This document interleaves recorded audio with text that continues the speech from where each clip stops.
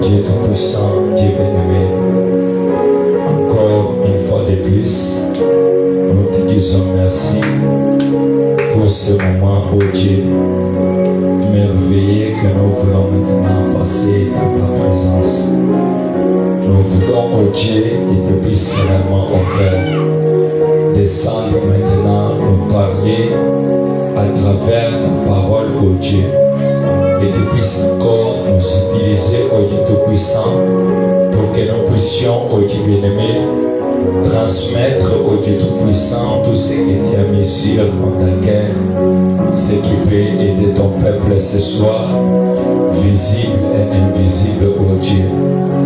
Toi, le Dieu de William Branham, toi, le ressuscité d'entre les morts, nous te demandons que tu puisses encore aider mon interprète qui va m'interpréter ce soir, que nous puissions réellement, oh Dieu, nous tous être connectés à toi, Père, pour transmettre, oh Dieu Tout-Puissant, ta parole de la manière qu'il faut. Et ces peuples qui doivent nous écouter, oh Dieu, qu'ils ne puissent pas être dans des confusions. Seigneur, nous voulons maintenant ouvrir nos Bibles pour lire les Saintes Écritures. Nous savons que comme tout un homme qui a été sur les bancs de l'école peut lire cette parole, mais nous savons qu'il n'y a que toi qui peux donner les compréhensions de cela. Sois avec nous du début jusqu'à la fin. Nous te consacrons toutes choses en tes saintes mains. Au nom du Seigneur Jésus-Christ, nous disons Amen. Que le Dieu de William Branham vous bénisse richement. Je crois que nous tous ce soir, nous nous sentons bien d'être dans sa maison. Je sais qu'en dehors de ce lieu, il n'y a pas un autre endroit qui dépasse cet endroit. Parce que Frère Branham dit ici, c'est le lieu le plus proche du ciel.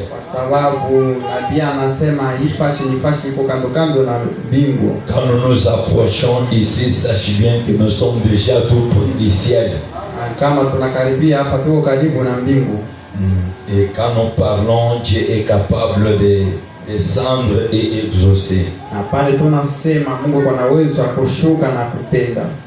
Là, je vous invite à vous tenir debout pour honorer la lecture de la parole de Dieu. Nous allons lire dans notre passage que nous avons l'habitude de lire.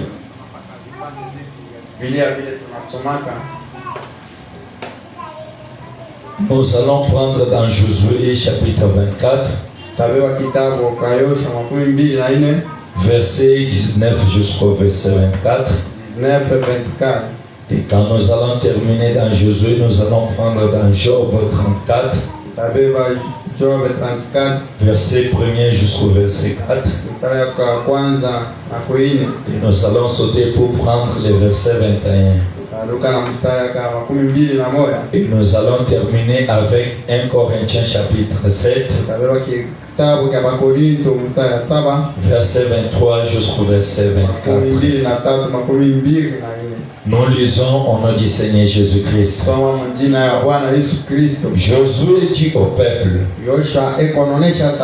vous n'aurez pas la force de servir l'Éternel, car c'est un Dieu saint, c'est un Dieu jaloux. Il ne pardonnera point vos transgressions et vos péchés. Le verset 20. Lorsque vous abandonnerez l'Éternel et que vous servirez de dieux étrangers, il reviendra vous faire du mal et il vous consumera après avoir fait du bien. Le peuple dit à Josué: non, non, Hapana. Car nous servirons l'Éternel. Kwa sababu tunamtumikia wa milele. Josué dit au peuple, Yoshua akaonesha taifa, vous êtes témoins contre vous-même uko ba ushuhuda ba mwe benyewe que c'est vous qui avez choisi l'Éternel pour le servir. Mwenjo muri mchakula wa milele ndio kumtumikia. Il répondit, akajibu, nous en sommes témoins. Tuko ba ushuhuda. Le verset 23. Écoutez maintenant ce que Josué dit au peuple. Ôte donc les dieux étrangers qui sont au milieu de vous et tournez vos cœurs vers l'Éternel, le Dieu d'Israël. Et le peuple dit à Josué, nous servirons l'Éternel notre Dieu et nous obéirons à sa voix. Nous ajoutons maintenant Job.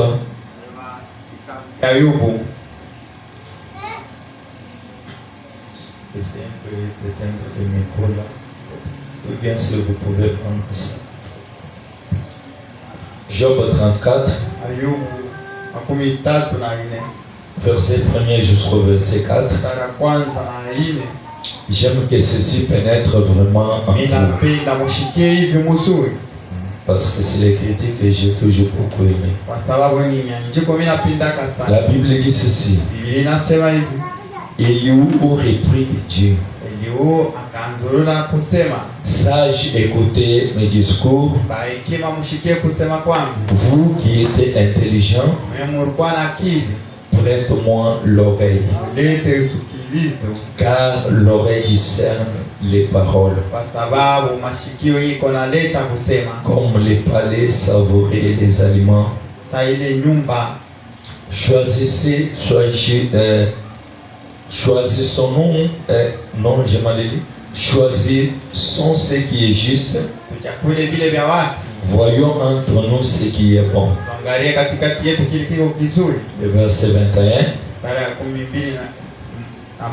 Car Dieu voit la conduite de tous.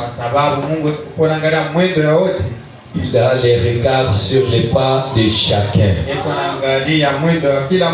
Nous ajoutons maintenant 1 Corinthiens, chapitre 7. Chapitre 7, verset 23-24. Vous avez été rachetés à un grand prix. Ne devenez pas esclaves des hommes. Que chacun, frère, demeure devant Dieu dans l'état où il était lorsqu'il a été appelé. Vous pouvez vous asseoir, que Dieu ajoute à la bénédiction à la lecture de sa parole. Et qu'il bénisse la présence de tout un chacun de nous ce soir. Ce n'est pas par hasard que vous vous retrouvez ici ce soir. J'ai béni aussi notre bien-aimé que je vois de ce côté-ci. Que le Dieu que nous adorons, qu'il vous bénisse richement. Lui qui a fait conduire votre part de venir communier avec nous ce soir. Avant de continuer avec notre sujet, j'aimerais vous faire remarquer d'abord quelque chose. Depuis qu'on a commencé avec ce sujet, qu'on avait intitulé Discerner le corps du Seigneur, comme Frère Branham lui-même avait formulé ce sujet-là. Et depuis que j'avais pris ce sujet-là, auquel jour je n'ai jamais allé consulter le dictionnaire pour savoir qu'est-ce que signifie discerner. Est-ce que vous comprenez ça? Écoutez comment le dictionnaire définit ce mot discerner avant que nous puissions avancer. Le dictionnaire définit ce mot discerner. Il dit ceci: distinguer par regard. kabula kupitia kuangalia. Et il ajoute encore Anaongeza tena comprendre par l'esprit. kushikia kupitia roho. Est-ce que vous comprenez cela? Unasikia ile C'est ce que le mot discerner veut dire. wenye ile tampo inasema Distinguer par regard. atanisha kuangalia. Donc quand toi tu regardes quelque chose, tu dois directement distinguer cela. Kama unaangalia kitu unapaswa kusema. Est-ce que vous comprenez ça? Unasikia Parce que quand nous regardons le mal, na tunanga vibaya on doit distinguer déjà que ça c'est le mal. unapaswa kuachanisha. Quand on regarde le bien, Na tunanga on vibaya doit encore distinguer que ça c'est le bien. unapaswa kusema hivi ni vizuri. C'est ce qui nous amène à discerner les choses. Ndio kingine tuleta mkutambua bibi. Et il nous montre encore Tuonesha pia comprendre par l'esprit. shikia kupitia roho. On ne comprend pas par le corps. Shikia kupitia mwili. On comprend par l'esprit. Kupitia mwili. C'est l'esprit qui est dans l'homme Hilo iko mwamuzi. qui comprend des choses. Tunashikia kitu. Sans l'esprit, on ne comprendra rien. Na roho tunashikia kitu.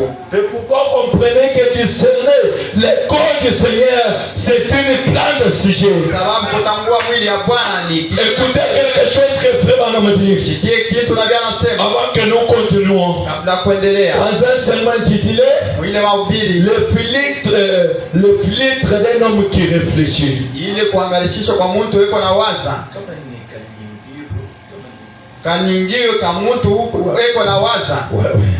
Au point 121. Mwile mstari makumi Frère Branham dit ceci. wetu anasema Est-ce que vous êtes là? hapo pale. William Branham dit, Adiota anasema quand vous êtes venus dans ce monde, kama mnakuwa mulimwengu vous êtes nés dans le péché. bali msana kupitia Il n'y msana. a personne qui est né sans péché dans ce monde. Mtu alizalika pale dunia bila En dhambi. venant dans ce monde, nous sommes nés dans le péché. Dunia tulichukua mimba mzani. Et Frère Branham dit ceci. Bwana anasema hivi. Vous y êtes venus sans aucune chance de vous en sortir. Mulikuwa bila bahati ya kutoka. Quand nous sommes venus dans ce monde, Tulikuwa pale dunia. nous sommes venus sans aucune chance. Tulikuwa bila bahati.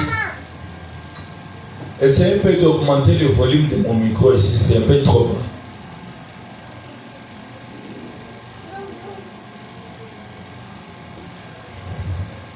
Frère Richard, cherchez un peu. Là, au fond là.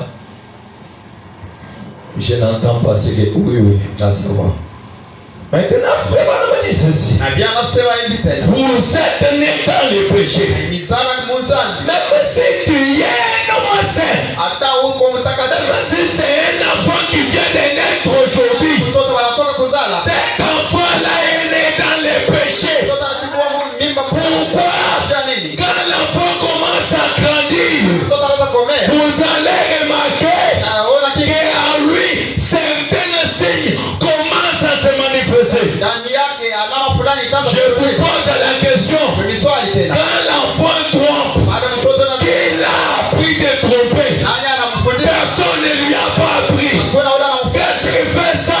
kinafanya Le péché qui se trouve en elle, dhambi kwa ndani yake. tel que nous venons dans le monde, Sisi tunatoka kwa dunia. nous tous nous sommes nés dans le péché. Wote tunachukua mimba mzambi. Même si ton père était prédicateur, Hata baba yako alikuwa même si ton père était pasteur, hata alikuwa Mungu. même s'il était prophète, Hata alikuwa nabii. mais en venant dans ce monde, Hapa ulimwengu hapa tous nous sommes nés dans le péché. wote tulizalikwa mzambi. Pourquoi dans le péché? Nani mzambi? Parce que nous venons de la voie que Dieu n'avait pas pourvu que nous puissions venir. Ndio tunakuwa munjia ile Mungu alipasura ila tutoke. En cette fois là. Et frère, on continue d'ici. Yanaendelea kusema hivi. Vous avez été enfantés dans l'iniquité. Balinizala kupitia dhambi. Vous êtes venus au monde en disant des mensonges. Unakuwa hapa ulimwengu kwa kusema vibaya. Comme je vous le disais là, Sasa vile vile hata kumionyesha un enfant mtoto tu le vois seulement comme ça, il fait quelque chose. unamuona mpaka hivi, Si tu lui poses la question pourquoi tu as fait ça, au unamswali njoni unafanya hivi, il peut te mentir. anaweza kudanganya. Mais il n'y a personne qui lui a appris pour mentir. Kuna mtu anamfundisha ndio ana Qu'est-ce qui fait ça? nini kinafanya? La nature du péché dans le corps. Ungo ya nzambi ta mwili. Et frère, on continue de dire ceci. Pia anaendelea kusema hivi. Avec dans notre esprit na muro yetu le désir du péché. Mapenzi ya nzambi. Dans notre esprit là, il y a toujours le désir du péché. Muro yetu uko paka mapenzi. Et frère Branham a dit, anasema vous aimez les péchés. Napenda nzambi. Il n'y a aucune personne Hakuna mtu qui peut dire que depuis qu'il a commencé à grandir, il n'a jamais volé les condiments dans les casseroles. Ça ne peut pas se faire. Il y a toujours un temps où tu peux passer par là. Il y a encore un temps. Quand Dieu te saisit, tu dois abandonner toutes ces choses-là. Pourquoi? Ces corps viennent de la terre. Les désirs de ce corps, c'est toujours à cette terre. Et dans le corps, il y a encore une autre désir. Il y a, si l'esprit de Christ entre en toi, sache bien qu'il y a une grande combat. Le corps t'attire à faire ceci. L'esprit de Dieu aussi t'attire à faire ceci. Dans certains combats que nous allons combattre tous les jours de notre vie. Combattant contre le mal, nous discernons ce qui est bien et ce qui est mauvais. Et frère Branham dit ceci, parce que vous étiez nés dans le péché.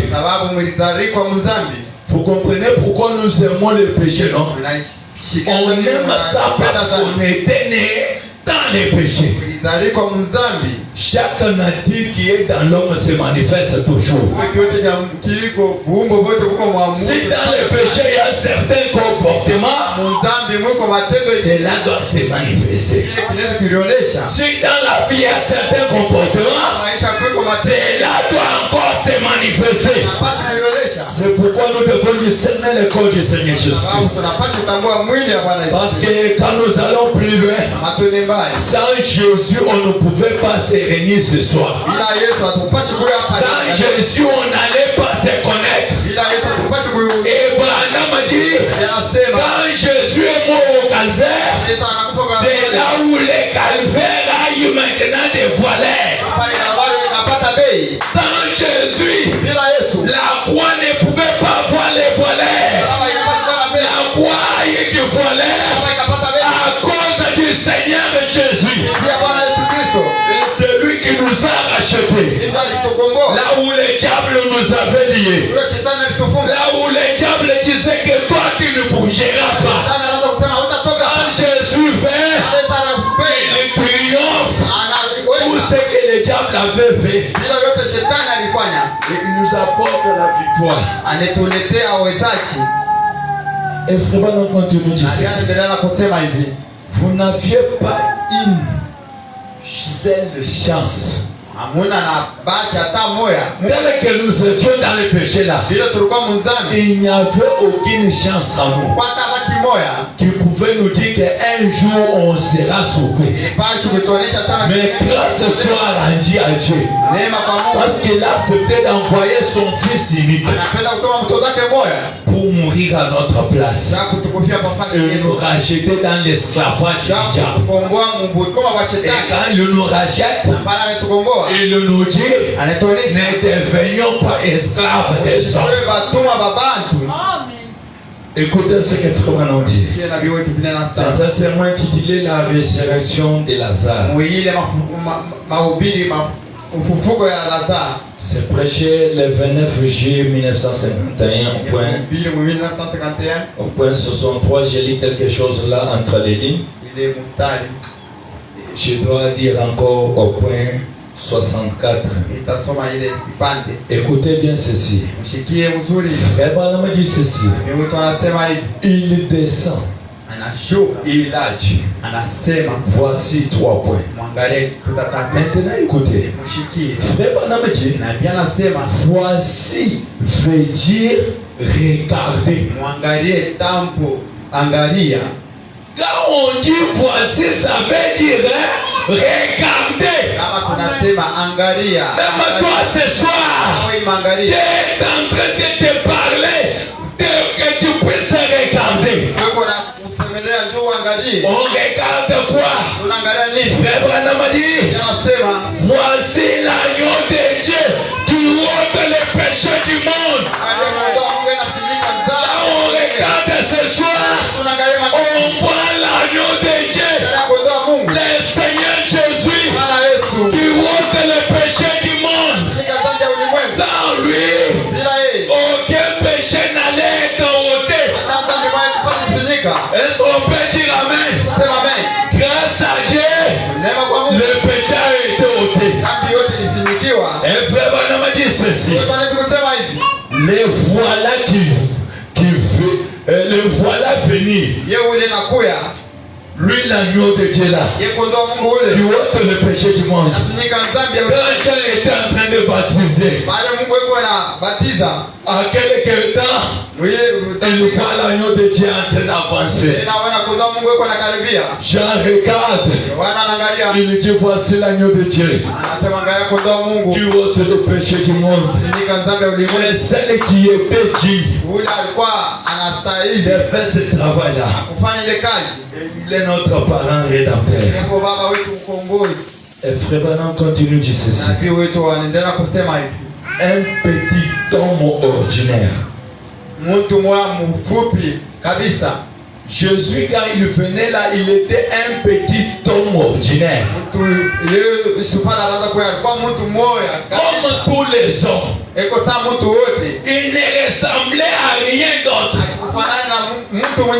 Peut-être les autres pouvaient lui regarder, lui injurier, parler à mal de lui, mais il ne savait pas ce qui était à l'intérieur de lui. À l'intérieur de lui, le grand Elohim, Elohim, était incarné en lui. C'est pourquoi les gens qui ne discernaient pas le corps du Seigneur ne pouvaient pas reconnaître cela. Il n'y a que ceux qui avaient discerné qui ont compris. Mais tournons d'abord dans ceci. Nous allons avancer avec ceci, nous comprendrons certaines choses. Parce que si je vais d'abord parler du corps qui est d'abord nous. Frère Branham continue de dire ceci. Est-ce que vous aimez William Branham? Acclamons d'abord pour le Seigneur Jésus. Écoutez, il dit d'environ 30 ans. Quand Jésus venait là, il avait environ 30 ans. Passant par là, en robe bleue. Est-ce que vous comprenez?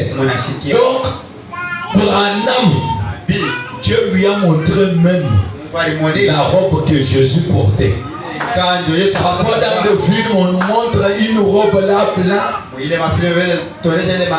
Branham a vu la robe bleue. Maintenant, à qui allons-nous voir? Parce que quand nous allons plus loin, ces films-là, ils ont seulement aussi fait cela. En lisant la Bible, ils voient ce qui s'est passé.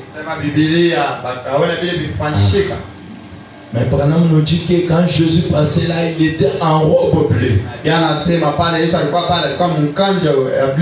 frère Branham dit ceci. Les cheveux flottant au vent.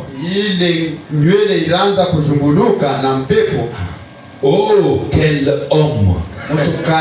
Alléluia! Quel homme!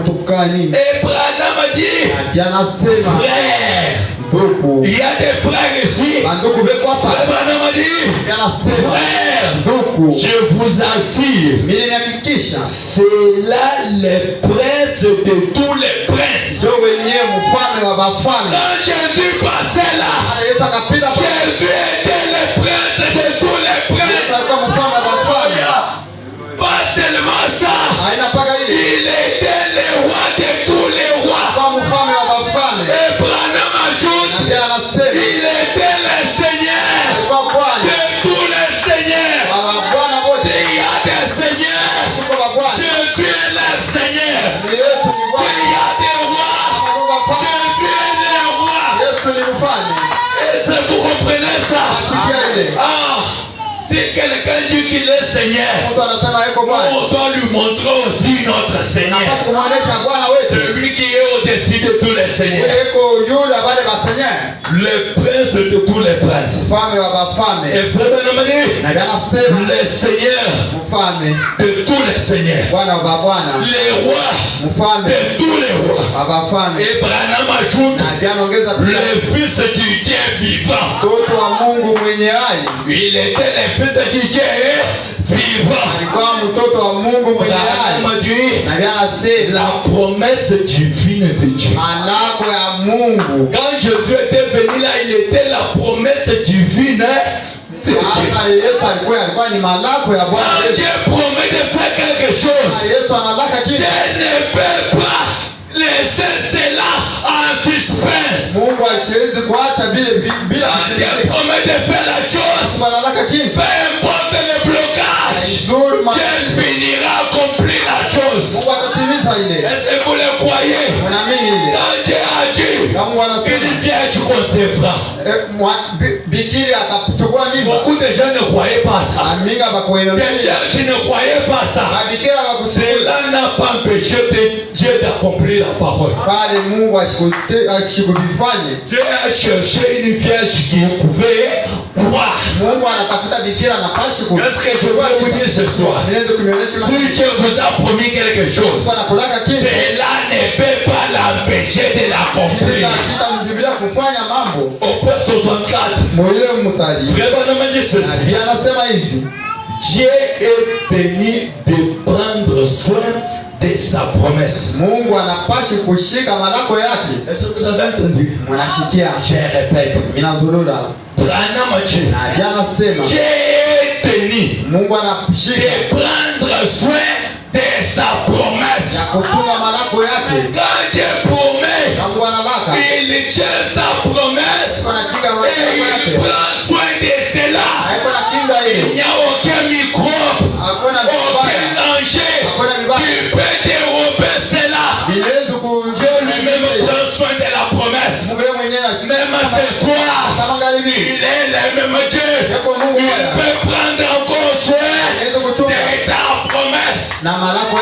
Et frère Branham a dit, quand Dieu avait fait sortir Israël du désert, là-bas,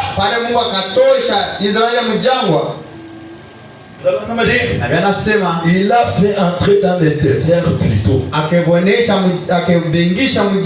il les a fait sortir en Égypte, il les a fait entrer dans le désert. Maintenant écoutez qu'est-ce qui s'est passé. Parce que dans le désert là tout était compliqué. Il n'y avait pas l'eau. Est-ce que vous comprenez? Aucune nourriture. Il n'y avait pas de médecin. Il n'y avait pas de vêtements de rechange. Mais dans leur marche, il n'y a rien qui était abîmé dans leur corps. Ni les habits, ni les sandales qui le portent. Dieu prenait soin de cela. Pourquoi? C'était le corps de Dieu. Dieu doit prendre soin de son corps.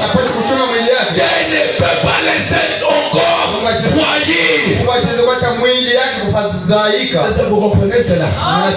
Dès que vous êtes là, Je crois qu'en venant ici, on a appris les bains, non? Mimi kwamba pakutoka pakwe hapa tunanawa. Ce n'est pas ça. Haina vile. Tout ça on a fait pourquoi? Ndio tunafanya Pour prendre soin de ce corps. kuchunga hii mwili. Maintenant, qu'en est-il des créateurs de ce corps-là? Mara ngapi ya ule muumbaji wa ule mwili? Lui, quand il prend soin, Kama chunga. il te dépense même à toi-même. Yana kupita wewe mwenyewe. Et vraiment, dit ceci. Yanasema hivi. Il avait promis de prendre soin d'eux. Alilaka ndio kuwachunga. Et c'est ce que Dieu a promis. Ndio kile Mungu alilaka. Il était tenu de l'accomplir. Alipasha kutimiza ile. Ce que Dieu a promis, il est tenu de l'accomplir. Ile Mungu alilaka alipasha kutimiza. Yanasema Quand ils avaient besoin d'eau, pale walikuwa wanahitaji na maji. ils allaient au rocher. Balienda kumwamba. Même nous ce soir, nous avons ces rochers-là. Pia tutaenda kumwamba. Et frère Branham dit, Yanasema Jésus-Christ est le rocher des âmes. Yesu ni mwamba ya bamalaika. Quand ils avaient besoin, Pale walikuwa il wanahitaji. allait vers le rocher. Alipashi kufanya Il mwamba. montrait leurs besoins. Anaanza kufanya Et le rocher donnait l'eau. na mwamba inapasha kuleta maji. Quel est votre besoin aussi ce soir? Hitaji Le même rocher est présent. mwamba moya moya iko hapa. Et frère Branham continue de dire ceci. Ndio nakusema hivi. Quand ils avaient besoin de nourriture, Walikuwa wanahitaji na vyakula. Dieu faisait pleuvoir du ciel la manne. Mungu anaanza kushusha mamba. Là du ciel, les mannes tombent. La manne tombe. Mamba inaanza kuanguka mbinguni. Mais dis-moi, Nionyeshe. est-ce que là au ciel il y a les fours? Mbingu kuko vile mafu. Dieu est le créateur de toutes choses. Mungu ni muumbaji wa vyote. Et frère Branham dit ceci. Yanasema hivi. Il a ouvert la mer rouge. Alifungula mai mwekundu. Ce miracle-là, ça m'a toujours dépassé. Ile miujiza inanipitia. Voyez seulement la mer rouge. Mwangalia mai mwekundu. Mais Dieu, Yesu par sa grâce kupitia et neema sa yake miséricorde, na neema yake il regarde son peuple, angalia taifa yake, ses corps à lui. mwili yake. Il lui dit que non, non, ça ne doit pas mourir. Anasema hii haiwezi kufa. De gauche à droite des montagnes. Uume na kushoto milima. Derrière l'armée de Pharaon qui poursuit. Mungu jeshi ya Farao. Moïse n'avait rien à faire. Musa sikwenda cha Le kufa. peuple criait contre Moïse. Taifa alianza kulalamika kwa Moïse aussi regardait à Elohim. Angalia Elohim. Elohim lui a montré ce qu'il pouvait faire. Elohim akamwonyesha kile alipaswa Et quand kufanya. Moïse a appliqué Na cela, pale Musa akafanya ile. la mer rouge en départ. Mai mwekunda ikakabulana. Quel miracle. Miujiza kani. Tout cela qu'il faisait Yote vile pour ulifanya. prendre soin de son corps. Ndio kuchunga mwili yake. Le corps des enfants d'Israël était le corps de Christ. Mwili ya watoto wa Israeli ilikuwa ni mwili ya Bwana. Branham nous dit, Na nabii donc anasema je dois encore lire tout à l'heure, vile vitasoma hapa. le corps de croyants, c'est ça le corps du Seigneur Jésus. Mwili ya waaminifu ni mwili ya Bwana Yesu Kristo. Ces Israélites là, ils étaient des croyants. Wale wa Israeli walikuwa waaminifu. Leur corps était le corps de Dieu. Mwili yao ilikuwa mwili ya Bwana. Pourquoi Dieu prenait soin de son corps? Sababu Mungu anaanza kuchunga mwili yao. Et frère Branham continue dit ceci. Anaendelea kusema hivi. Regardez cette manne qui descendait. Angalia ile mikate inaanza kushuka. Quel beau type de notre église aujourd'hui. Oh, kanisa mzuri kani leo. Aujourd'hui, la manne, c'est le message de l'air. Leo mamba ni C'est uzuri. ça notre manne qui descend du ciel. Ndio mikate yetu Et ça inatoka descend du ciel. inatoka mbinguni. Il a fallu un homme de Kentucky, Napashi kwa William Marion Branham, pour nous amener ces mannes ici. yako tuletea On ne doit pas retourner encore dans le désert kurudia pour Mungu. aller manger ces mannes-là. Bakula ile mamba C'est déjà pourri. chakoza. Nous avons la manne aujourd'hui, Tuko na mamba qui est la parole. iko ni neno. Et frère Branham dit ceci. Yanasema hivi. De même que Dieu avait conduit Israël dans les naturels, Mpaka vile Mungu aliongoza Israeli muumbo. il conduit l'église aujourd'hui dans les spirituels. Eko naongoza kanisa mu kilo leo. Est-ce que vous les croyez? Wanaamini ile. Frère Branham dit, Na bien anasema suivez ceci. mshikie hivi Qui doit suivre? na yatashikia. Branham dit, alors, Na bien anasema kisha quand ils ont traversé la mer Rouge, pale balitambuka mai mwekundu. tous les chefs de Gové étaient morts. Pale bwana mkubwa wote wakakufa. tout ce qui les punit en Égypte là était mort. Bale bote banaanza kubasurubisha mule mu Misri bakakufa.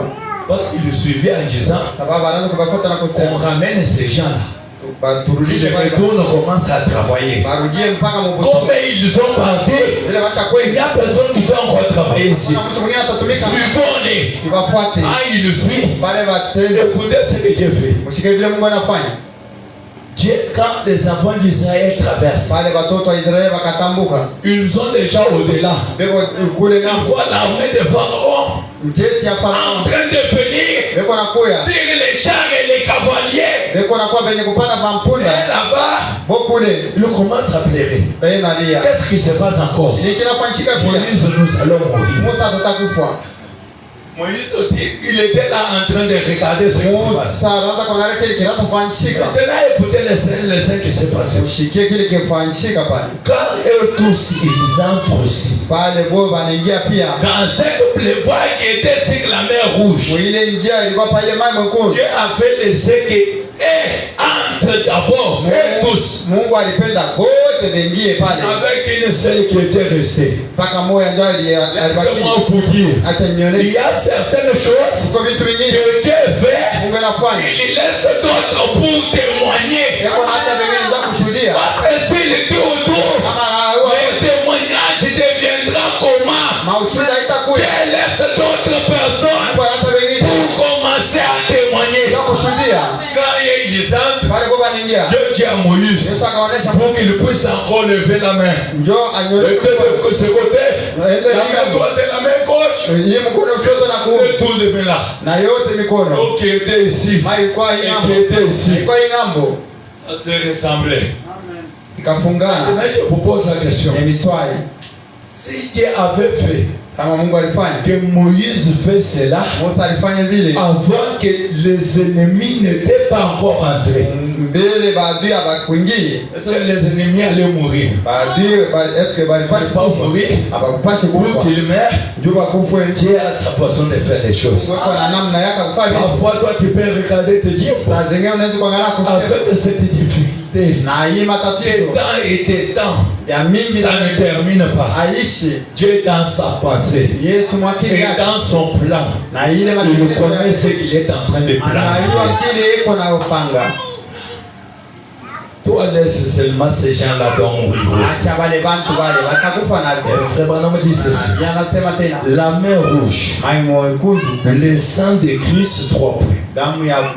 Maintenant écoutez, Branham dit l'homme qui passe par le sang est sanctifié. Amen. Si toi tu passes par le sang, tu es sanctifié. Et le sang que je parle, ne regardez pas le sang qui est écoulé au bois du calvaire. Le sang de Jésus, au temps du soir, c'est la parole prêchée par William Marion Branham. C'est ça le sang de Jésus au temps du soir. Si tu passes par cette parole, tu es sanctifié. Que le Dieu de William Branham sanctifie quelqu'un ce soir. Et Frère Branham dit sanctifier des choses du monde. Est-ce que vous comprenez ça? Vous êtes sanctifiés aux choses du monde.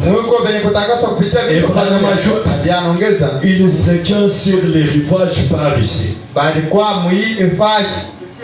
Là, il était en train maintenant de parler de Moïse quand ils ont traversé d'un nouveau pays. Aussi, il faut quitter ce pays pour que nous entrons dans le nouveau pays. Le nouveau pays, c'est là où coule le lait et le miel. Le nouveau pays, c'est le pays du Saint-Esprit. Le pays ancien, c'est le péché. On doit laisser. Comment il est aussi traversé.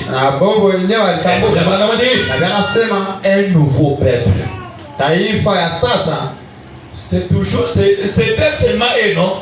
C'est pas ça. Haina vile. Mais quand il traverse, Pale wakatambuka. il devient un nouveau peuple. Alikuwa taifa ya sasa. Toujours les mêmes personnes là. Akabantu kwa moya moya.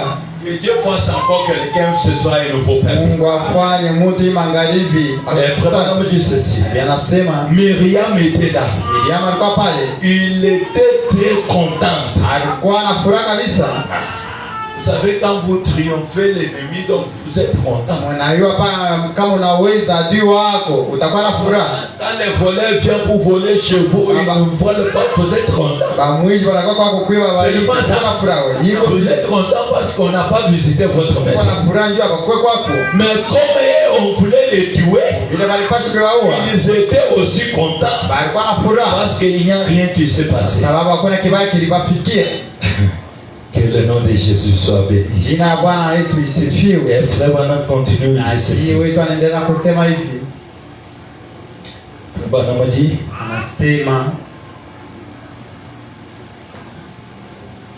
elle a pris un tambourin kabeba ile ngoma et s'est mise à danser.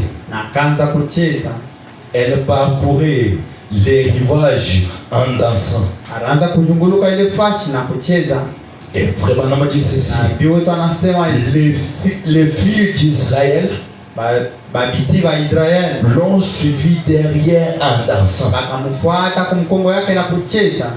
Est-ce que vous savez que la danse c'est la signe de la victoire? Mnasikia sema kucheza ni alama ya wezaji. Quand nous dansons, c'est ce qui prouve que la victoire est dans les camps. Pale tunacheza tunayua sema wezaji C'est kwa pale. pourquoi eux aussi ils étaient en train de danser. Sababu na bo pia wanaanza Quand ils ont eu la victoire. na pale baliweza. Et frère Branham continue de dire ceci. Iwe tunaendelea kusema Moïse est entré en esprit. Musa akaingia muro Il a chanté un chant en esprit. akaimba mwimbo muro.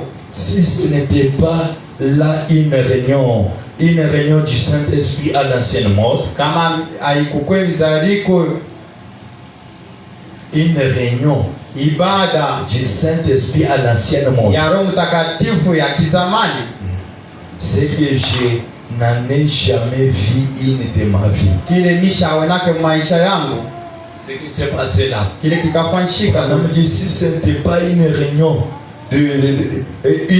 du Saint-Esprit à l'ancienne mort, Kama haikukwe ibada ya c'est que kizamani, je n'ai jamais vu une autre kile de ma vie. mishaonaka.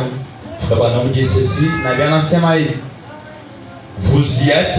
mko pale, Est-ce que vous y êtes? mko pale. Branham dit ceci. Na bia nasema hivi, Après qu'ils eurent traversé vers un nouveau pays, bila kuingia mwile nchi ya kigeni, alors Dieu a dit qu'il prendrait soin d'eux. Mungu akasema mite michunga. Le même Dieu qu'il avait dit qu'il prendra soin d'eux là, c'est le même que nous avons Mungu aujourd'hui. moya moya akasema mite michunga. Ndio ule Mungu moya moya tuko naye leo. Il doit prendre soin parce que ton corps là n'est pas ton corps à toi, c'est son corps à lui. Napasha kumichunga kwa sababu ile mwili uko nayo haina Quand mwili yako il ni mwili prend yako. soin, nous aussi veiller à ce corps là Kama iko ni tuchunga na she tuchunge ile mwili. pour que le mal n'entre pas. Ndio vibaya vishingie. Mushikie na viwetu vile Dans nasema. un sermon intitulé Mu mahubiri Dieu amène son église à la perfection. Mungu eko na leta kanisa yake mutakafu. C'est prêché le 4 décembre 1954 Yenye kuhubiri mu 1954 au point 16 et 17. mu ile mstari Je dois lire cela en sautant pour gagner du temps. tasoma vile na kuruka. Écoutez ce que Dieu a fait pour nous. Mushikie kila nabii anasema Parce que Dieu est bon, il est merveilleux. kwa sababu Mungu ni wa heri. Frère Branham dit ceci au point Yeye 16. anasema hivi mwile mstari wa La 16. fois suivante que Dieu s'est donc manifesté, Ile mara Mungu alilionyesha c'était dans son Fils, ilikuwa kwa kupitia mtoto wake Jésus-Christ. Bwana Yesu Kristo. Il s'était manifesté pourquoi? Alionyesha njoo nini? Frère Branham dit, Na Biblia nasema il est donc venu par une naissance virginale. alikuwa kupitia mwanamke bikira. Il a été conçu par une vierge. Bakamchukua mimba kupitia bikira. qui était couverte par l'ombre du Saint-Esprit. alikuwa mwenye kufinyika na kivuli cha Roho Mtakatifu. Quelle est cette ombre-là? Kivuli kani? Branham dit, Na bien anasema Dieu lui-même est descendu dans une cellule de sang. Mungu yeye mwenyewe alishuka. L'enfant qui était dans le sein de Marie, Mtoto alikuwa mtumwa il Maria. ne venait ni de Joseph ni de Marie. Kutoka kwa Maria au kwa Joseph. Ça, c'était une phénomène que Dieu lui-même était en train de faire. Ilikuwa mawazo ya Mungu yeye mwenyewe alifanya.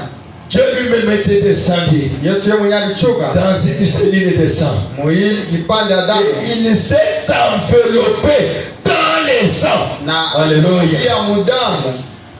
Et Branham dit, Anasema la cellule de sang, ile kunja damu le germe de vie de Dieu lui-même. ndio yenyewe namna ya kuisha Mungu yeye mwenyewe. Cette cellule de sang là, Ile kunja damu ile c'était le germe de vie de Dieu lui-même. ilikuwa mwanzo wa kuishi kwa Yesu Et yeye frère mwenyewe. Branham dit ceci, Wetu anasema hivi. enveloppé dans cette cellule de sang Kulifunga mule mudamu qui a engendré le Fils, ila kazala le Seigneur Jésus. Bwana Yesu. Pourquoi il a engendré ça? Ndio nina kazala ile. C'est pour nous racheter là où le diable nous avait liés. Ndio kutukomboa kule shetani alitufunga.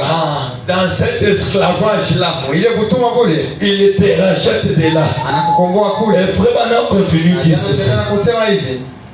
Jésus te le dit. Naruka na kusema Il vous ramène par cette cellule de sang ende mikomboa kupitia ile damu qui est en lui-même. iko ndani yake. Dieu vous ramène à travers cette cellule de sang. Yesu ile mileta kupitia ile damu.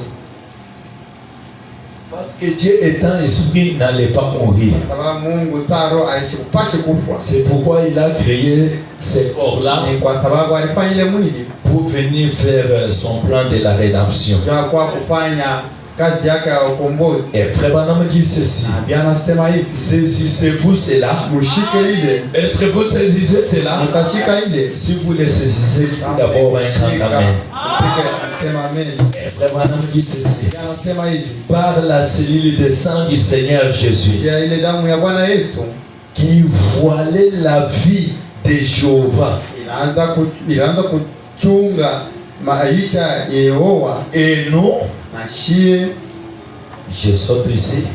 ruka. Et frère Branham dit ceci. Bia anasema hivi. Ainsi, Kisha la divinité elle-même habite dans l'homme qui a reçu le Saint-Esprit. Mungu wewe mwenyewe uko naishi kwa mtu ule anapokea Roho Mtakatifu. Toi, tu as reçu le Saint-Esprit. Unapokea Roho Mtakatifu.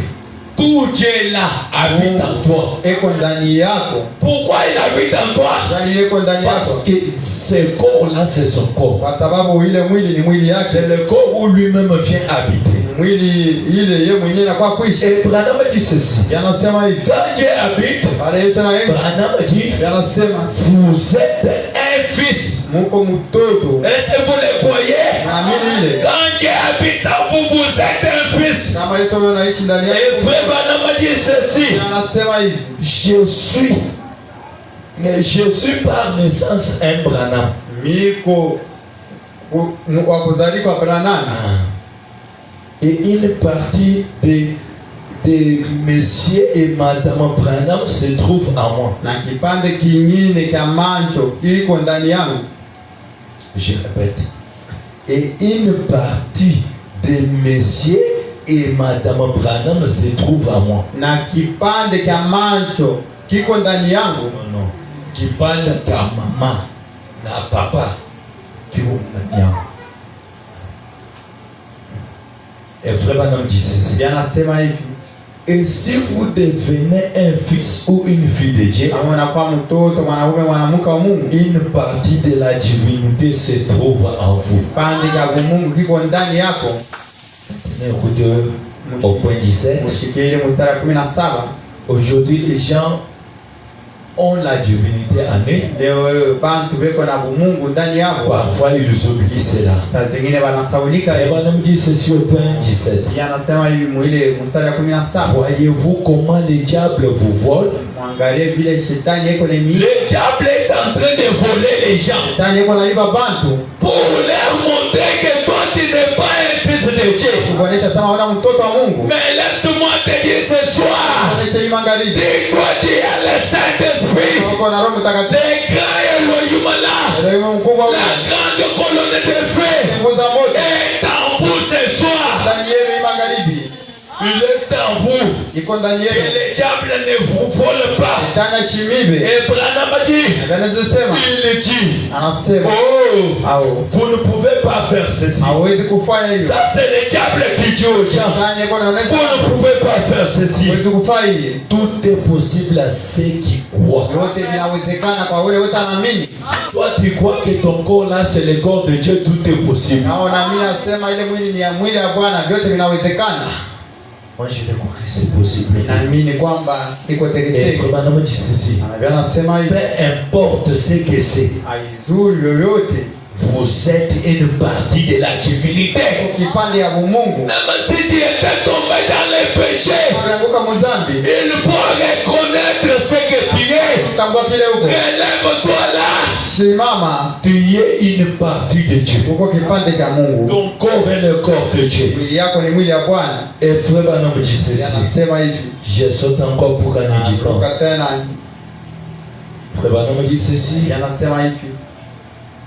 Là, Kule cette cellule de sang a continué à grandir kipande cha damu kinaanza kukomea pour engendrer le corps de Jésus-Christ. ya kufanya mwili ya Bwana Yesu Kristo. Jéhovah lui-même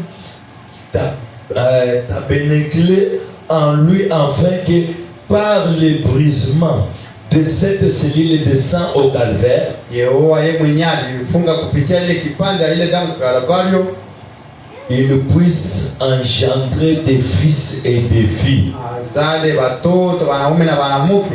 Jéhovah, Yehova la grande colonne de feu là, uza moto munene est venu alikuya se tabernacle dans ses corps kuiliweka mwili pour engendrer des fils ya kuzala et wanaume des filles de Dieu. na wanawake wa Mungu. C'est pourquoi quand vous allez plus loin, Kwa sababu kama tunaenda pale lisons seulement cela.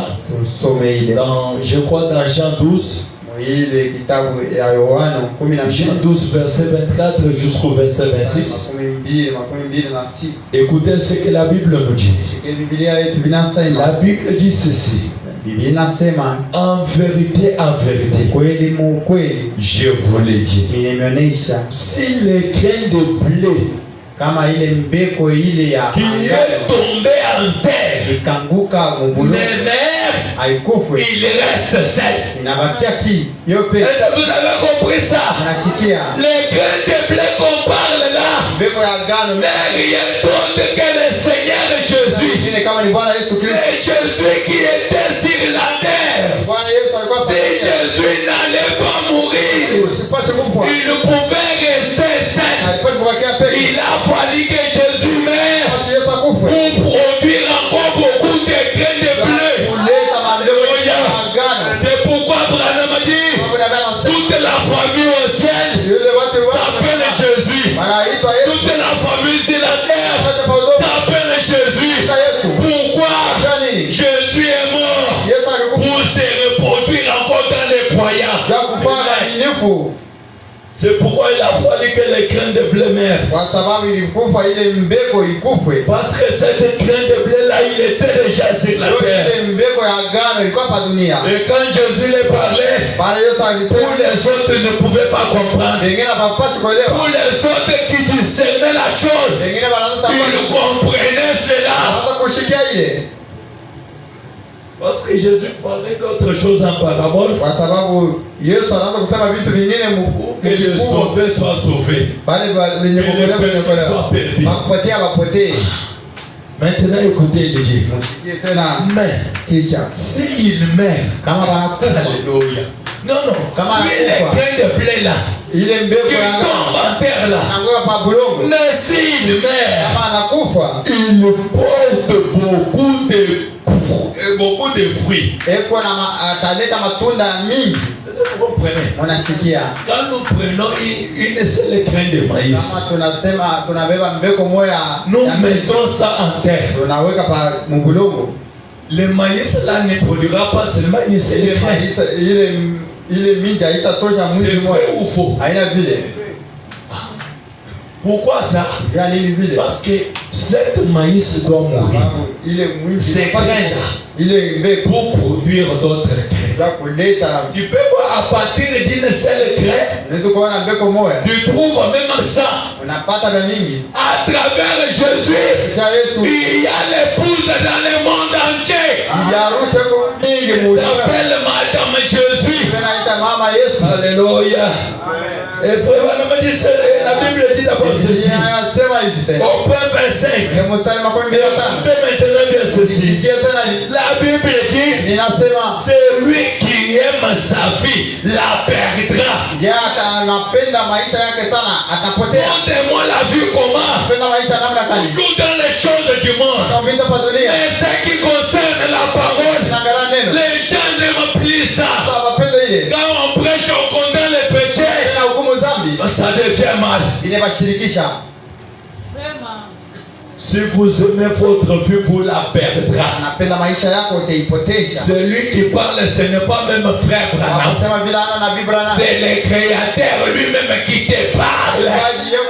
Et il ajoute, et c'est lui qui est sa vie dans ce monde. Qui est dans ce monde. Frère Branham, excusez-moi d'abord, nous aimons frère Branham.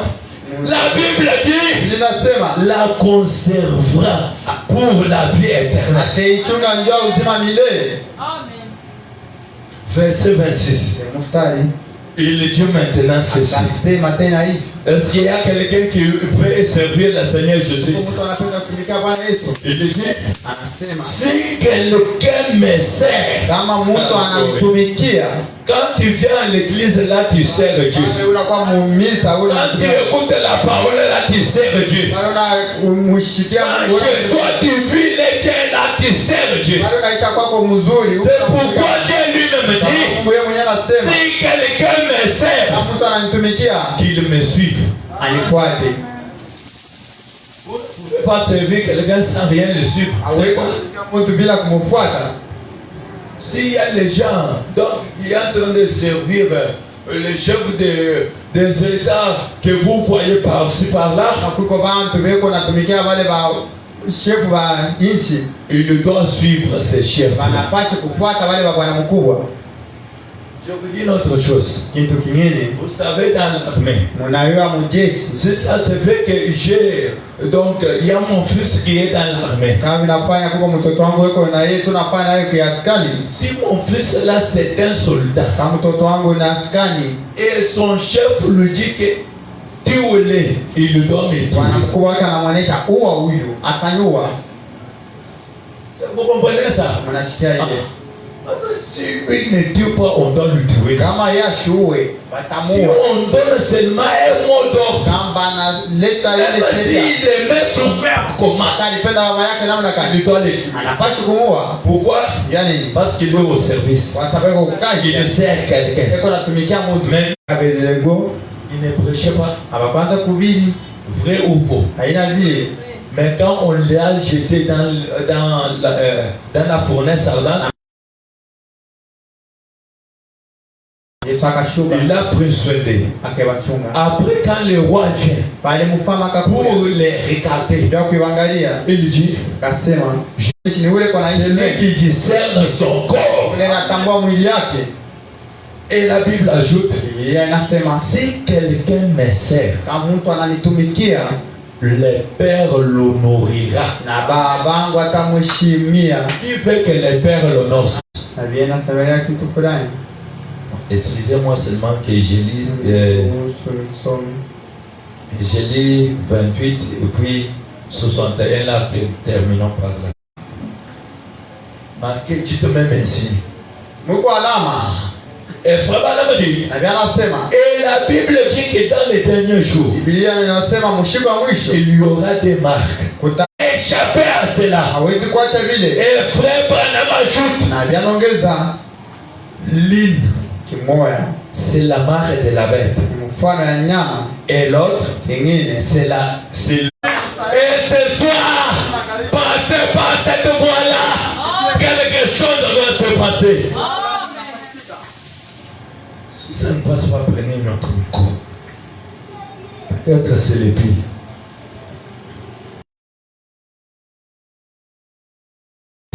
bien endelea na kusema Ephésiens 4:30. N'attristez pas le Saint-Esprit de Dieu, msisulupishe Roho Mtakatifu wa Mungu par lequel vous avez été scellés jusqu'au jour où vous êtes marqués. muko benye kuandikiwa. Maintenant, écoutez ce que Barnabas m'a dit. Kile na bena Vous êtes marqués, soit comme étant esclaves de l'amour de Dieu. muko benye kuandikiwa kukatala ile. Et frère Barnabas dit ceci. Yanasema hivi. Et nous voulons les servir tous les jours de notre vie. Napenda tumutumikie mashiku yetu ya uzima hapa kwa dunia. Servons Jésus tous les jours de notre vie. Tumutumikie Mungu kila siku. Quelque part, frère Barnabas, Bashingine na vyote anasema. les gens se posent la question, c'est qui a lui-même ministère depuis le matin. Taona mtu moya. Pourquoi? Yani Les gens se sont déjà fatigués de la Bible. bantu banachoka Biblia. Mais nous, on ne se fatigue pas. Kwa sababu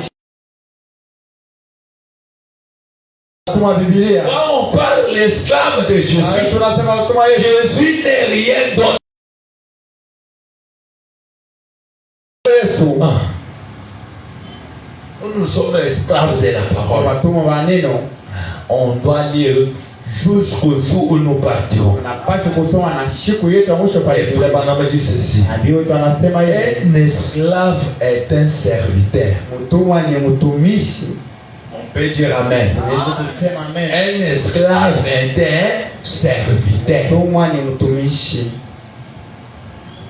Si vous avez quelqu'un chez vous là qui travaille, donc il est votre serviteur. Kama uko na mtu kwako enda kutumikia, ni mtumishi wako. Pour être un esclave de Jésus-Christ, Kwa mtumwa wa Yesu, il vous faut être un esclave de vous-même. unapaswa kuwa mtumwa wewe mwenyewe. Qui a bien compris cela? Nani mtumwa wewe Là, mwenyewe? tu deviendras esclave du Seigneur Jésus. Pale utakuwa mtumwa wa Bwana Yesu. Quand Dieu te dit fais ceci, Pale itana kuonesha fanya ile. il faut nous sacrifier. Unapaswa kujitolewa. Il n'y a pas de bonheur sans les sacrifices. Kuna vizuri bila kujitolewa. Si on ne se sacrifie pas, même l'argent qu'on cherche là, on ne trouvera pas ça. Kama tujitolewe na ile makuta tunatafuta haitakuya. Vous savez que les gens qui font les fétiches là, ils les sacrifient tout. Si je ose, je deviens fou. Kama mimi napima hapa, na kwa mwenye masizimu. Il sacrifie sa vie. Beko nilitolewa maisha yangu. Il dit ce qui viendra que cela vienne. Bena sema kile yote kitakuwa kitanikuta. Ce sont des sacrifices. Ndio kulitolewa. On peut parfois lui dire, Naweza kumuonesha tu dois commencer tout le jour à aller dormir au cimetière. Utaanza kulala kila siku kutubui. Toi tu dors à la maison, là, lui il est au cimetière. Unalala mnyumba yeye kutubui. Ce sont des sacrifices. Ndio kwenye kulitolewa kule. Même chez Dieu, il y a des sacrifices. Hata kwa Mungu kuko paka Mais les sacrifices qu'il y a chez Dieu, kutolewa kuko kwa Mungu. ce n'est pas les sacrifices qu'il y a du diable. Haina ile kuko kwa mfumo. Parce que les sacrifices qu'il y a ici, c'est de honorer la parole. Kwa Yesu Un point ni binasimamia pale. Et chez diable, Kwa shetani tu dois commencer à sacrifier. unapaswa kuwa Faire des fins sur lui-même se fatigue. Il te demande maintenant. Yeye mwenyewe kama anachoka, wewe mwenyewe kuya sasa. C'est comme ça avec le diable. Ndio vile na Frère, shetani. on me dit ceci. Aliyote anasema Pour sacrifier. ndio kutoa. Oh Dieu, Kwa Bwana.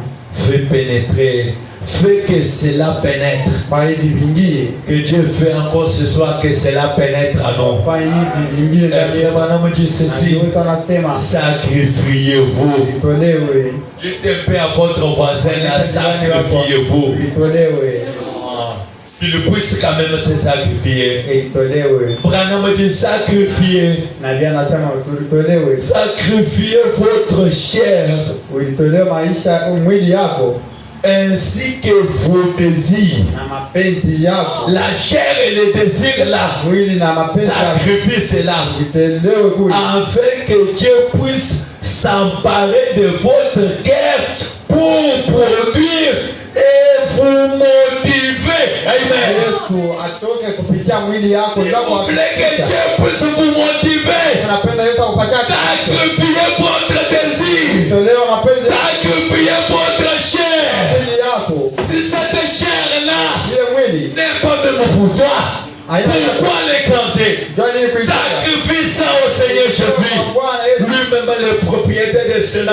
mwenye ile Il puisse le récupérer. ibebe Il travaillera dans cela. atatumika mwile. Et frère Branham dit, Anasema je saute, naruka je prends directement 61, ile mstari je descends là en bas. shuka kule chini, Il faut maintenant que vous puissiez me saisir ce que je dois dire. apate kulishika ile nitasema hii Et mangalia. Branham dit ceci. Anasema hivi, Le monde que vous voyez ici, Mungu unaona hii. parfois vous disiez que le monde est bon. Saa zingine unasema ulimwengu uko mzuri. Maintenant écoutez ce que frère Branham dit. Tena vyote vile nasema. Ce monde, c'est un monde malade. Dunia ni dunia ya malali. Est-ce que vous comprenez ça? Mko pale. Ce monde, c'est un monde malade. Dunia hii ni dunia ya magonjwa. Pourquoi avoir soif de cela? Unajua nini? Kwa na nia ya ile.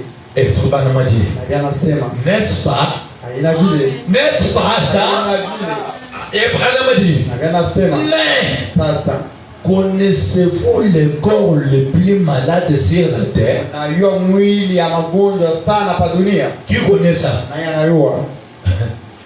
Il n'y a personne qui connaît, non? Kuna mtu anajua? Il faut que Branham nous le dise, non? Basi na yeye mwenyewe. Le corps le plus malade sur la terre. Iko magonjwa sana pa dunia. Aujourd'hui, le corps de Jésus n'est pas sur la terre. Leo mwili C'est ya pas ça. sana pa dunia.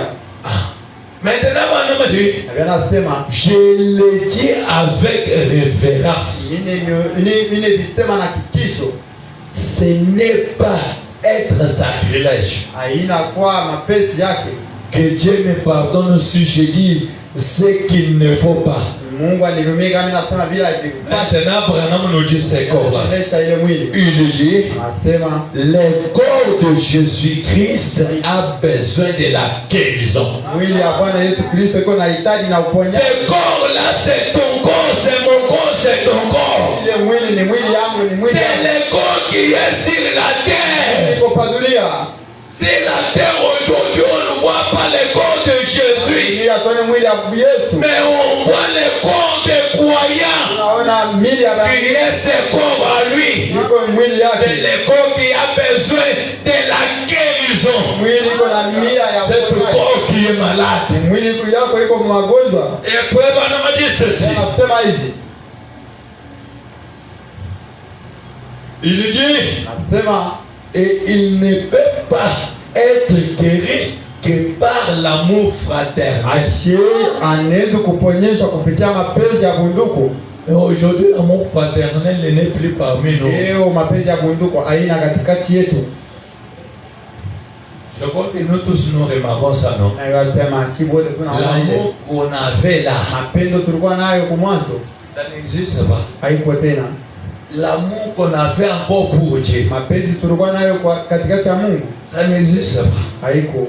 Il faut guérir le corps du Seigneur Jésus. Hapashi kutunza mwili ya Bwana Yesu. Les corps les plus malades Mwili iko qui magonjwa se kabisa. trouvent sur la terre aujourd'hui. Kwa dunia leo. Et frère Branham ajoute, il dit, Yanaongeza tena. c'est le corps les plus malades que je connaisse. Ni mwili iko magonjwa sana ninayua. Ton corps à toi là, Mwili yako ile si ça ne vit pas la parole, kama ishi neno c'est le corps le plus malade ni mwili iko magonjwa sana. que frère Branham est en train de parler Ile ici. nabii yako anasemelea hii maangalifu. Il faut maintenant discerner Inapaswa kutambua ile. pour savoir Ndio kujua mon corps à moi ici. mwili yangu hii Est-ce que le corps de Dieu ni mwili ya Mungu ou bien le corps de quelqu'un d'autre? au ya mtu mwingine. Si c'est le corps de Dieu, Kama ni ya Bwana, prends ça, remets ça à Dieu. uibebe ile Et umupatie Mungu. lui-même les propriétés de ce corps-là, qu'il commence à prendre soin de Ndio ça. mwenye mwili aanze kuchunga ile. Et vraiment, on me dit ceci. Anasema hivi. il est complètement brisé en morceaux et déchiré. Le corps du Seigneur Jésus là sur la terre est complètement brisé. En morceaux et déchiré.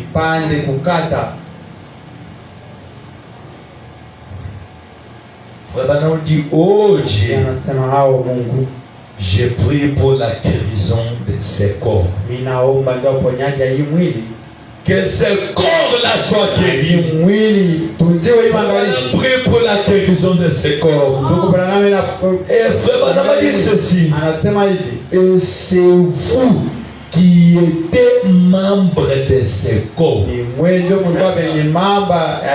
C'est vous là qui est membre de ces corps. Et Branham a dit ainsi Dieu vous guérit physiquement et spirituellement. Que le Dieu de Branham vous guérisse ce soir physiquement et spirituellement encore. S'il y avait la maladie dans ce corps là, que Dieu puisse guérir cette maladie là. S'il y avait encore une autre maladie dans l'âme, que Dieu puisse encore guérir cette maladie là. Et frère Branham a dit, faites de vous ce que vous devriez être. Eh bien, maintenant écoutez, frère Branham a dit, touchons son vêtement ce soir. S'il y a quelqu'un qui a besoin de quelque chose ce soir, s'il y a quelqu'un qui a besoin que Dieu puisse réellement restaurer tout en lui, pour que son corps soit restauré ce soir, Frère Branham a dit, touchez son vêtement ce soir. Les soirs où je vous parle, touchez seulement les vêtements de Jésus. Par la foi, quelque chose doit se passer. Branham a dit, je le répète, touchez son vêtement ce soir et il sera Dieu. Là, tout autant qu'il est ici. Le même qui prêche ici, il sera encore là où vous êtes là. Peut-être quand on parle de toucher, quelqu'un peut dire comment je dois le toucher. Lui, il est bien conciliateur. On ne le voit pas encore dans ces robes-là. Par la foi, tu peux toucher son vêtement. Et quand tu le touches, lui-même doit régler tous les problèmes. On doit se mettre debout. Ce soir, que le Seigneur bénisse. Mettons-nous debout, on doit nous appeler. Et après cela, nous allons nous plonger dans la prière. Être comme Jésus, je veux être comme Jésus, tout au long du voyage de ma vie, de la terre à la croix. J'ai demandé seulement à être comme lui. Vivre comme Jésus, je veux vivre comme Jésus, tout au long du voyage de ma vie, de la terre à la croix. Aimer comme Jésus, je veux comme Jésus, tout au long du voyage. Être de véritables temples. Élevons nos voix, prions le Seigneur Jésus.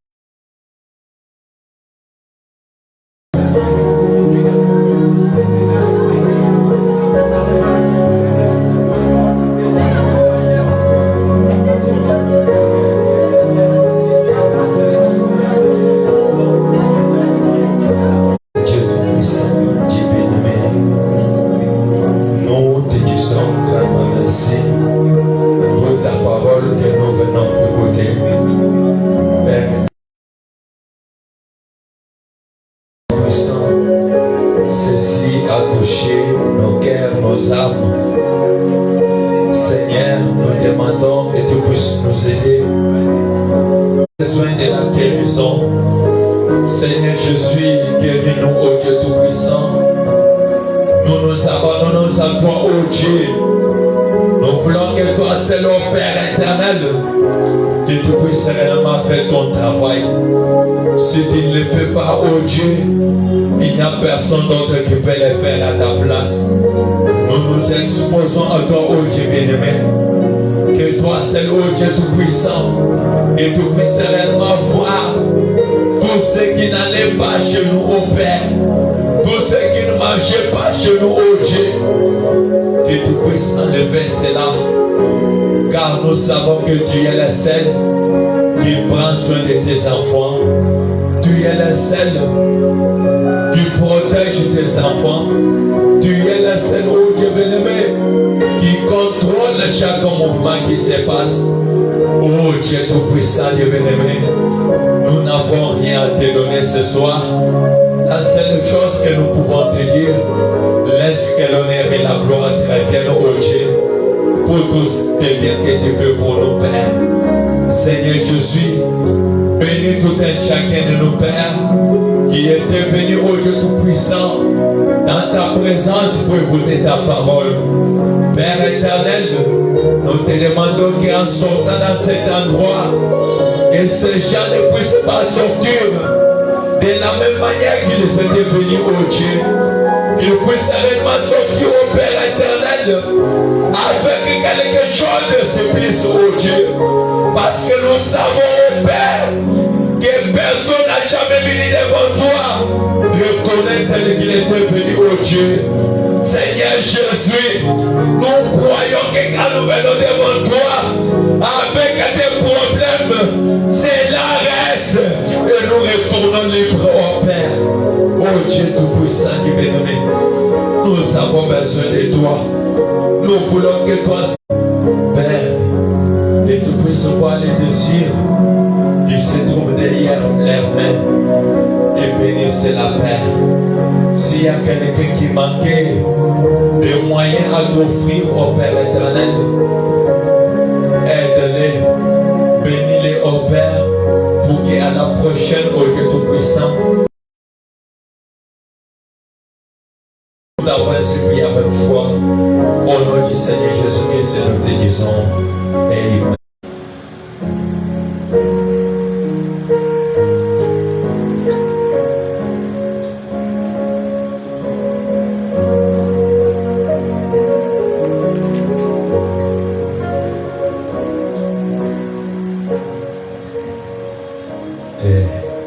Je crois que nous sommes arrivés à la fin.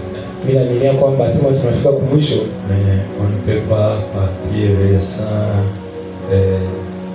que vous visitez, que nous ont visité ce soir. Qu'il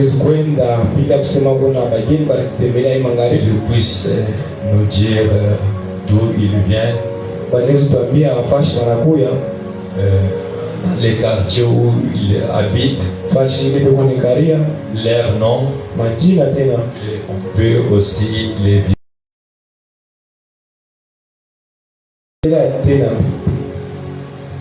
Pendant qu'ils se tiennent debout avec les mains quand même.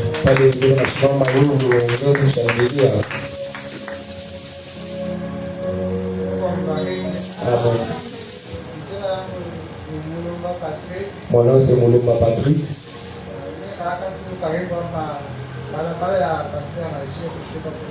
Je reste tout près ici chez Pasteur Agé. C'est notre frère Moulumba Patrick. Mungu abariki ndugu yetu Moulumba Patrick.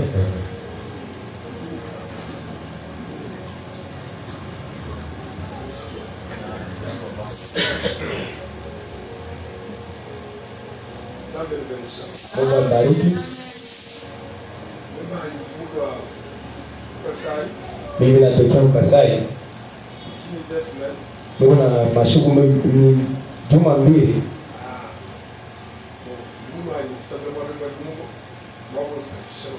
Mimi nakuwa kuomba hapa, nimesikia hapa pia wanifurahisha. Jina yangu ni ndugu Mkeji Shambo.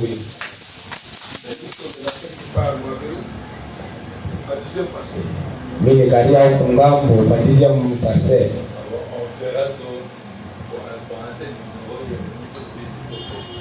Tafadhali wote za kutembelea. Nzambe akupeni tawabuni. Nyumba ile kuingia bageni ni nyumba ya baraka. Que Dieu bénisse notre papa, qu'il bénisse notre frère là-bas. Mungu abariki papa wetu na ndugu yetu pale. Il bénit. Mubarikiwe. Là, on doit se tenir debout pour congédier le Saint. Je crois que notre programme, vous le voyez là-bas. Nous réunissons chaque mercredi. 16h à 18h30. Le vendredi, les mêmes heures.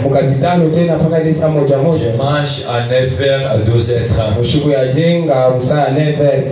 avez le désir de venir communier avec nous le dimanche, venez communier avec nous. Kama Mungu anaweka tena ile mapenzi ya kwa kutufanya na shie mkuu tena. Là nous allons incliner la tête pour un moment de prière. Bali tainamisha vichwa ndio maombi kidogo. Seigneur Jésus, Père éternel, toi divin roi.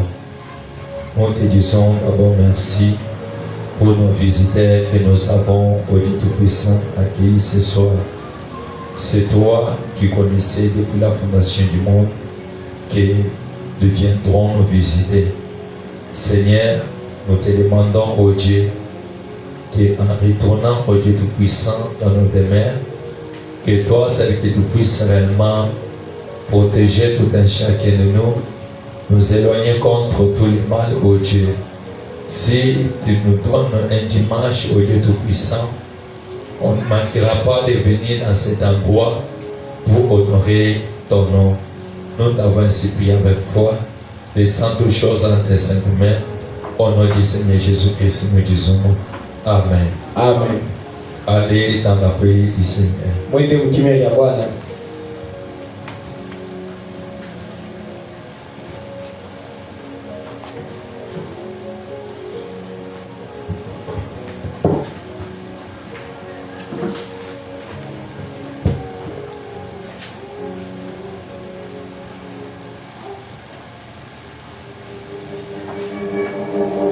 Nous sommes ceux qui ont décidé de suivre Jésus même s'il n'y a pas de chemin. Je n'ai plus encore le chemin de retour. J'ai déjà vendu mon âme au Seigneur Jésus-Christ.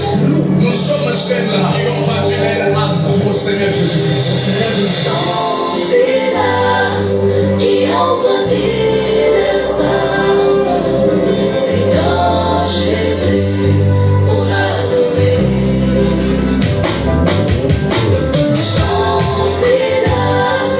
Qui ont vendu les âmes.